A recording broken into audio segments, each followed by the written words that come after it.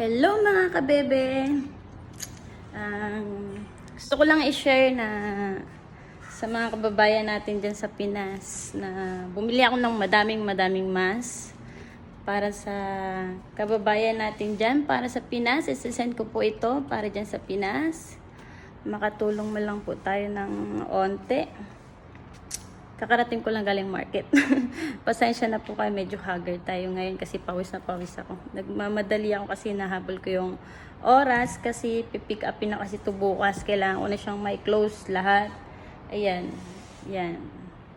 Papadala po natin yan sa Pinas. At sana po kahit sa onting bagay makatulong mo lang po ako. Maraming salamat po. At shout out nga po pala sa mga kababayan ko dito sa Malaysia, sa mga OFW. Yan. God bless everyone and keep safe po. Lalong-lalo na nandyan po sa mga taga Pinas. Keep safe po everyone.